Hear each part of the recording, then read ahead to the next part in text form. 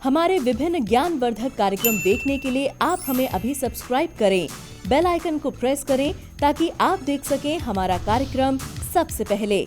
और अधिक जानकारी के लिए फेसबुक पेज को लाइक करना न भूलें। जय माँ इंद्राक्षी। इंद्राक्षी धाम के ज्योतिष पाठशाला कार्यक्रम में दर्शकों आप सभी का हम हार्दिक स्वागत करते हैं। आज के दिन जिन जातकों का जन्म दिवस है, मैरिज एनिवर्सरी है, उन सभी को हमारी तरफ से बहुत बहुत शुभकामनाएं। आज की कक्षा में हम आपको पढ़ाने वाले हैं कि जो हमारे ग्रह होते हैं इनके कौन कौन से रत्न, किस ग्रह के लिए कौन सा रत्न पहना जाता है और उस ग्रह की या उस रत्न की धातु कौन सी होती है। यानी कि जैसे हमें मूंगा पहनना है तो मूंगा किस धातु में हम पहन सकते हैं। आज ये सारी चीज़ें आपको जानने को मिलेंगी। जितने भी ज्योतिष सीखने वाले हमारे साधक हैं वो सभी आज की ये दोनों तालिकाएं हमारी नोट कर लेना, आपके बहुत काम आएगी। आइए आज का पंचांग भी देख लेते हैं। 21 मार्च सन 2021, दिन रविवार, शुक्ल पक्ष, फाल्गुन मास, संवत 2077। तिथि सप्तमी है, नक्षत्र मृगशिरा, राहु काल 4:30 से 6, दिशा सूल पश्चिम दिशा। अब देखो हमारे ग्रह कितने होते हैं। हमारे 9 ग्रह होते हैं। 9 ग्रहों में हालांकि रत्न जो होते हैं 84 प्रकार के रत्न मुख्य प्रकार से माने गए हैं, लेकिन 84 प्रकार के जो रत्न होते हैं, जेम्स होते हैं, वो ज़रूरी नहीं कि हर जगह अप्लाई होते हों। कुछ ऐसे रत्न भी होते हैं जो बहुत कीमती होते हैं लेकिन उनका किसी ग्रह से संबंध नहीं होता, लेकिन वो चैप्टर अलग है, वो आगे की क्लासों में आपको मैं पढ़ाऊँगा। तो आज का जो चैप्टर है कि जैसे हमारे सूर्य, चंद्रमा, मंगल हमारे 9 ग्रह हैं, इन 9 ग्रहों में हम कई बार आप किसी की कुंडली देख रहे हैं या आपका मन है कि हम इसका ग्रह मंगल कमज़ोर है या मंगल ऐसा है या मंगल की महादशा है, अंतरदशा है, तो इस जातक को हम मंगल के लिए कौन सा रत्न पहनाएं और हम किस धातु में उसको पहनाएं। तो आइए आप लोग नोट कर लें। सबसे पहले हम लिस्ट के हिसाब से चलते हैं, आपको बिल्कुल समझ में आ जाएगा सीक्वेंस के हिसाब से। तो सबसे पहले मैं आपको ग्रह और उनके रत्न लिखवा रहा हूँ, आप नोट कीजिएगा। सूर्य के लिए रत्न पहना जाता है माणिक्य, इसे रूबी भी कहते हैं। चंद्रमा के लिए मोती, पर्ल। मंगल के लिए मूंगा रत्न पहना जाता है और इसे परवाल भी कहते हैं, है ना, कोरल जिसे कहा जाता है। बुध के लिए रत्न पहना जाता है पन्ना, एम्पेल्ड। गुरु के लिए जो रत्न पहना जाता है येलो, सफ़ायर, जिसे हम पुखराज कहते हैं। और यदि जो पुखराज ना पहन पाए, केले की जड़ या फिर येलो टोपाज भी पहना जाता है। शुक्र के लिए आप हीरा पहन सकते हैं और यदि हीरा पहनने की गुंजाइश ना हो तो जरकौन की राय दे सकते हैं। शनि के लिए नीलम, ब्लू सफ़ायर, या फिर एक आती है नीली, वो नीलम जैसी होती है लेकिन बहुत कम कीमत की होती है, नीली, यानी कि उपरतन उसका कह सकते हैं। राहु के लिए गोमेद। केतु के लिए लहसुनिया, जैसी बिल्ली की आँख होती है, इसीलिए इसे इंग्लिश में कैट्स आई भी कहा जाता है। फिर एक बार दोहरा देता हूँ। सूर्य के लिए माणिक्य, चंद्रमा के लिए मोती, मंगल के लिए मूंगा, बुध के लिए पन्ना, गुरु के लिए पुखराज, शुक्र के लिए हीरा, शनि के लिए नीलम, राहु के लिए गोमेद, केतु के लिए लहसुनिया। ये तो जाने आपने रत्न। अब इन ग्रहों की धातु क्या है, यानी कि अगर हमें गोमेद पहनना है तो किस धातु में पहन सकते हैं, नीलम पहनना है तो किस किस धातु में पहन सकते हैं। आइए ये भी आप जान लीजिए ग्रहों की धातुएं। सूर्य का जो रत्न पहनेंगे आप, सोना और तांबे में पहना जा सकता है, यानी कि माणिक्य को।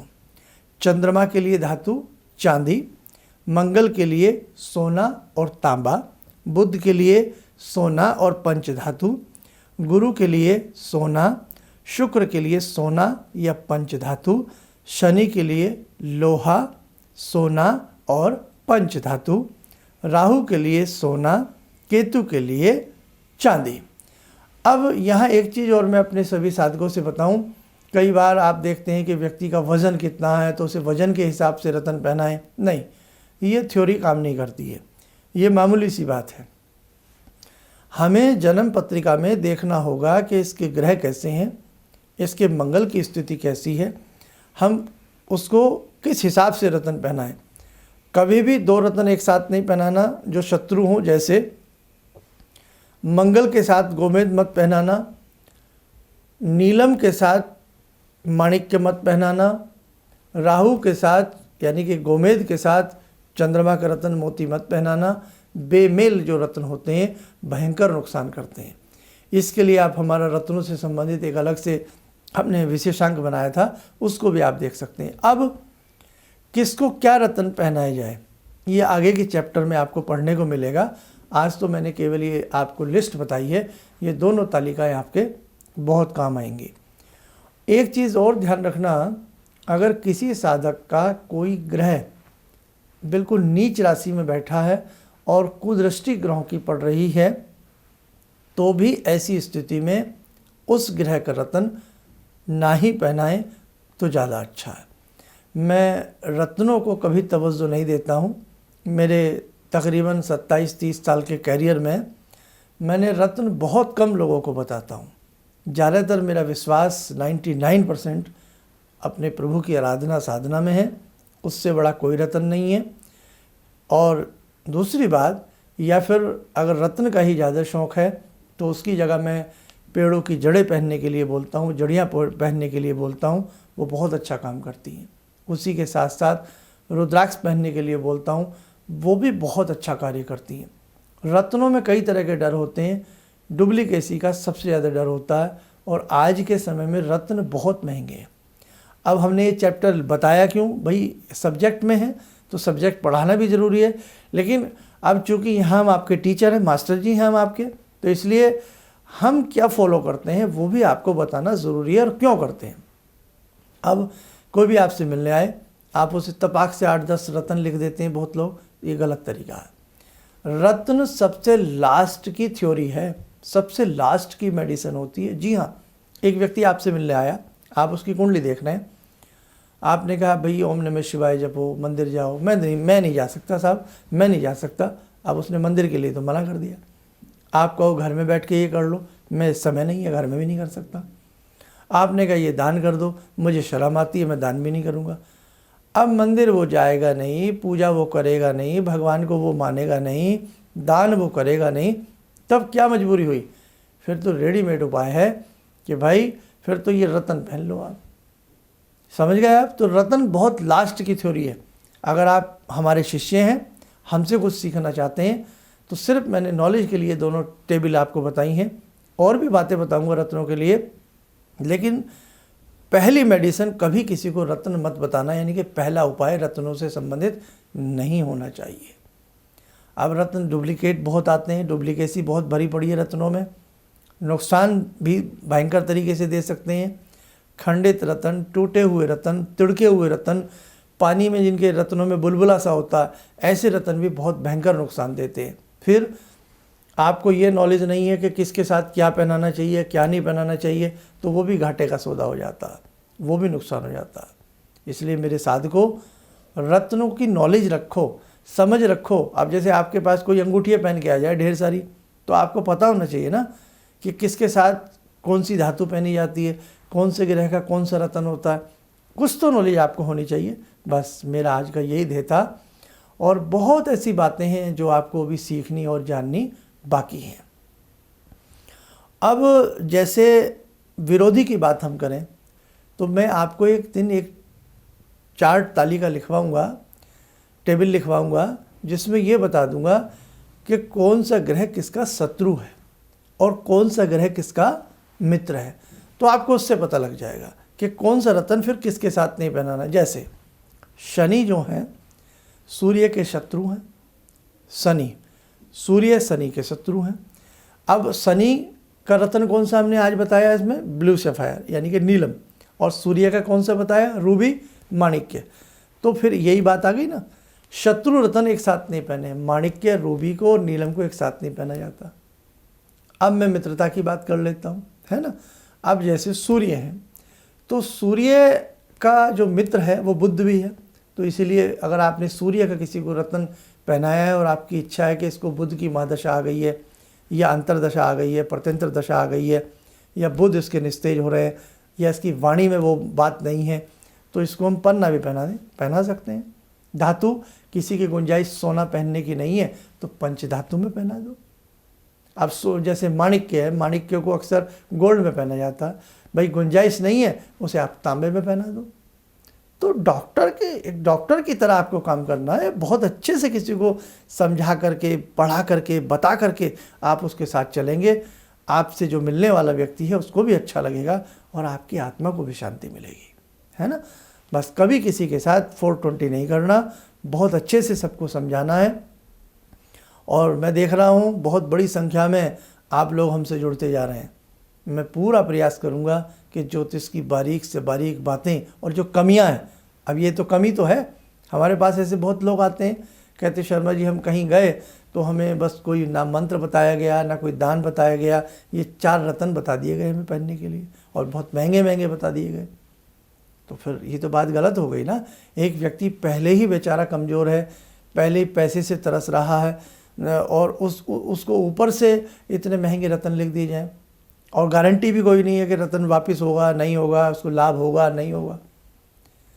अब जिस व्यक्ति ने, आपने कहा 5 लाख का रत्न पहन लो और उसने 5 लाख का रत्न पहन लिया तो उसके तो ग्रह पहले ही मजबूत हैं, कमज़ोर कहाँ है भाई जो एकदम रत्न पहन ले।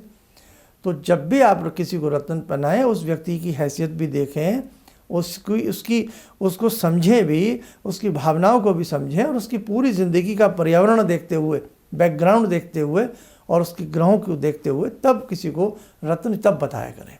ये सारी बातें भाई आपको तो देखो हमारी कटुता भी झेलनी पड़ेगी, सारी बातें आपको सीखनी पड़ेंगी। ऐसे बहुत एस्ट्रोलॉजर हैं जो ज्योतिष में आगे बढ़ रहे हैं, वो भी हमारा कार्यक्रम देखते हैं, तो आप कृपया नाराज़ ना होना। मुझे देखो सारी बातें प्लस माइनस, आपको ये क्लास चल रही है, इसमें हम कुछ आपसे छिपा नहीं सकते। पूजा पाठ के लिए बात कीजिए। अब जैसे 1 लाख का किसी को रत्न बनाना है, बाय द वे उसका गणेश अनुष्ठान करवाइए, मंगल की शांति करवाइए, बहुत सारी बातें हैं। पूजा का इफेक्ट रत्न से बहुत ज़्यादा आता है, मैं आपको सही बता रहा हूँ। भगवान के नाम से बड़ा संसार में कोई रत्न नहीं है, ये तो आप मानोगे ना। आप एक तरफ कह रहे हैं राम राम राम, तो हीरा राम के नाम से छोटा है, हीरा बड़ा नहीं हो सकता, डायमंड भगवान से बड़ा नहीं हो सकता, मेरी ये सोच है। तो इसीलिए पूजा पाठ में आप पैसा कितना भी खर्च हो जाए, भगवान का नाम है, वो ईश्वर का नाम है, उसका आपको फल जरूर मिलेगा। बस अब आइए, समय हो चला आज की ध्यान साधना का। आज की ध्यान साधना में हम जुड़ते हैं भगवान बटुक भैरव से। ओम करकलित कपाला कुंडली दंडपाणी स्तरुण तिमिर नीलो व्याल यज्ञोपवीते क्रतु समय सपर्याद विघ्न विच्छेद हेतुर जयति बटुकनाथा सिद्धिदा साधकानां जयति बटुकनाथा सिद्धिदा साधकानां। ओम देव्य राज्य सेव्यमान पावनाग्रिपंकजं व्यालयज्ञसूत्रमिन्दुशेखरं कृपाकरं नारदादियोगवृन्दिवन्दितं दिगम्बरं काशिकापुरादिनाथ कालभैरवं भजे भानुकोटिभास्वरं भवाब्दितारकं परं नीलकण्ठमीप्सितार्थदायकं त्रिलोचनं कालकालमम्बुजाक्षमक्षशूलमक्षरं काशिकापुरादिनाथ कालभैरवं भजे शूलटङ्कपाशदण्डपाणिमादिकारणं श्यामकायमादिदेवमक्षरं निरामयं भीमविक्रमं प्रभुविचित्रताण्डवप्रियं काशिकापुरादिनाथ कालभैरवं भजे भुक्तिमुक्तिदायकं प्रशस्तचारुविग्रहं भक्तवत्सलं स्तमस्तलोकविग्रहं भूतसङ्गनायकं विशालकीर्तिदायकं काशीवासलोकपुण्यपापशोधकं विभुं नीतिमार्गकोविदं पुरातनं जगत्पतिं काशिकापुरादिनाथ कालभैरवं भजे काशिकापुरादिनाथ कालभैरवं भजे। कवच बना लें, ध्यान करें, भगवान भैरव का शुभ आशीष हम सब के ऊपर बरस रहा है।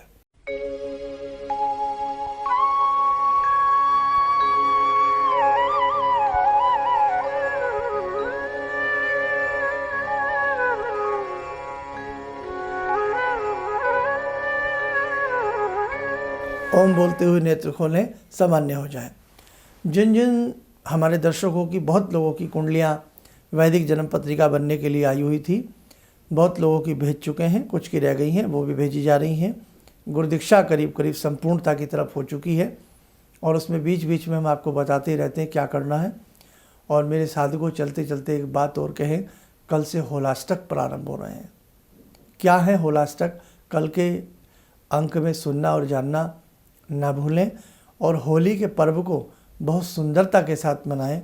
ये प्रेम का पर्व है, प्यार का पर्व है, बहुत अच्छे से मनाएं। और क्या होली का महत्व है, होलिका में हम क्या विशेष उपाय, मंत्र, चैतन्य कर सकते हैं, सारी जानकारियाँ आपको शीघ्र मिलने वाली हैं। जय माँ इंद्राक्षी। मुझे ये अंदर से विश्वास हो रहा था कि जो चीज़ 2-3 मैं ढूंढ रही हूँ, क्योंकि थोड़ी बहुत मैं भी भगवान में आस्था रखती हूँ, तो मैं ये सोची थी कि मुझे वो चीज़ें मिल जाएंगी। और रियली मुझे आज यहाँ बैठ के ऐसा लगा, जो आपने 2-3 चीज़ें करने के लिए बताई हैं, कि शायद मेरी समस्याओं का हल शुरू हो गया आज से।